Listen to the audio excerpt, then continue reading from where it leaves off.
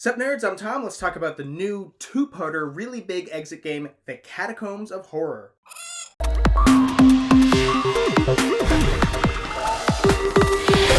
Before I dive into the review, a couple things first. Obviously, these exit games are a one-time play, so there is a spoiler aspect to it. So I want this review to be as spoiler-free as possible, but, I don't really know. It's different what constitutes a spoiler for every different person, so it's possible that I'll be talking about something that to me I think is totally fine and normal, but you will think, oh no, what? I didn't want to know that, so I guess here's your spoiler warning. There might be some small spoiler things. If you don't want to know anything, I don't really know why you clicked on this video, but, there's your warning right there. Also, this tabletop is awesome, isn't it? It's a game topper. It just fits right on top of your table. It's super dope. You should definitely check it out. Link in the description. But boom! The main thing this one has to offer over the others is that it is bigger. It's a two-parter, and it's actually really hard. It's a 4.5 out of 5, which I don't know why they just don't do it out of 10, but whatever. Obviously, I'm not going to show you any of the puzzles that we've done because what's in this box right here, you see everything's all torn up and stuff, so I'm not going to put that on the table. But we did go through the whole thing, and it is split into two parts, but we actually kind of missed the two-part. I played it with I think we had 5 or 6 different people, and there's a lot in this box. There's a lot of different puzzles, and it does the main exit thing. I think 1 or 2 of them didn't do this, but most of them have where you'll get all of the pieces, but you'll get pieces to 3 different puzzles. So you'll have what you need for one puzzle, but then these other 2 cards and this other thing over here, the game told you to take out and you have it, but you kind of put it off to the side because that's not enough to solve the whole puzzle. And there's a lot of that in this game, so things kind of got scattered. So we actually missed a couple puzzles. Not a lot, maybe 3. But, they were all out there and we kept moving forward, and this one we never really finished, but it ultimately ended up not mattering because, I guess you could say we kind of broke the rules a little bit, but an example, and again, spoiler warning here, is let's say for instance, and well actually this isn't a spoiler because it is on the box, it says that inside this box there is another box that you will open, right? And let's say whenever you complete a puzzle, you know how you complete a puzzle and it says, okay, now take cards B, C, and D, and this object and this thing that's in there. The card would say, you can now take the box. You cannot open the box yet, but you can take the box, right? It would be we forgot, we skipped over that puzzle, right? That's the one that we didn't finish. And we finished a puzzle that says, open the box, right?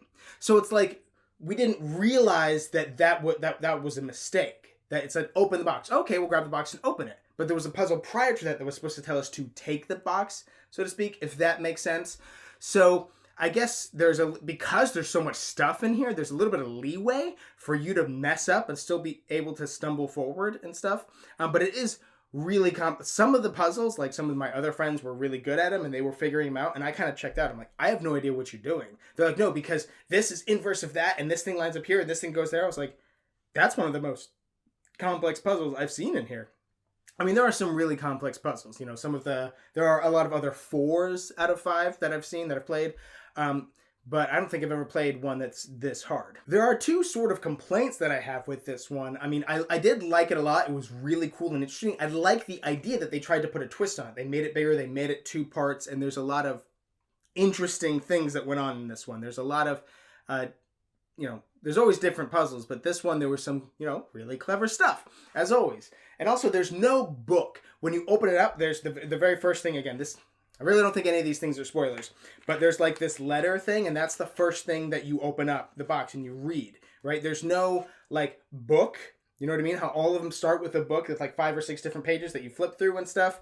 And it even says in the rule book, it says contents, the contents page doesn't have it, but the how to get started section does. It says grab the stack of answer cards, grab the stack of riddle cards, grab the book. And I think that's a copy and paste error. It should have said grab the letter, because that is the first thing you start with is this letter. And there is also a candle in there. And that, again, that's on the box, so you know that. But we played this at Cool Stuff at the game store. So you have to light the candle, obviously, and we couldn't do that in the store. We had to go outside to do it, which was ultimately still really fun and really cool. It felt like, we were actually kind of going on a little bit of an adventure. We went outside and we put it on the floor, on the parking lot, and we did it out there. So that was pretty cool, but it is important to note that, and also there's no matches in there either. So you would need to, and I don't know if it says something in there about there being no matches, but you would need to have a lighter or matches or something. I mean, you also need to have other things to facilitate doing the exit games anyways, right? Like you need to have scissors. You usually need to have pencil and paper, right? So it's not all self-contained in this box, but it is probably something you should know ahead of time. Obviously, if you look at the back, oh, there's a candle in there, it should probably have matches. So that is one complaint, that the, there aren't matches, and I don't know if they let you know, and they didn't, the book typo.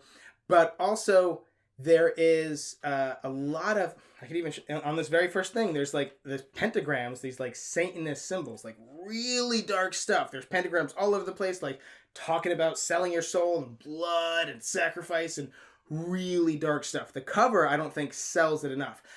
Obviously, it didn't bother me, but it could bother some people. Some people could, really get, like, I guess, offended by that kind of stuff. So it's probably important to note that that's in there. So if you don't want to play a game where you are participating in really, really dark stuff, well, then maybe this isn't the exit game for you. Other exit games don't do that, so no problem there. That's pretty much all I have to say about this game. I mean, we've played a bunch of different exit games. They're all really great. This one is, again, the hardest. It's very long. It probably took us 3.5 to 4 hours to finish it. We just burrowed right through. We just went boom, boom, boom. We were going as fast as we could. It could take people like 6 hours probably, I think. Now it says playtime 2 to 4 hours. They probably could take people like 6 hours, though. Some of the puzzles are really hard. So I do recommend it, not as your first exit, obviously, but, if you're an experienced puzzle master or whatever, you should definitely check it out. I'm going to put a purchase link to this game in the description box down below. There's also going to be info about Game Toppers down there. Go ahead and get yourself a copy, and while you're down there, don't forget to subscribe to our channel so you'll never be bored. The big things that this exit game has to offer over the others is, one, it's longer and it's harder. That's what she said. No time, but it's what she said. No time! I need 2 men on this. That's what she said. No time, but she did. No time!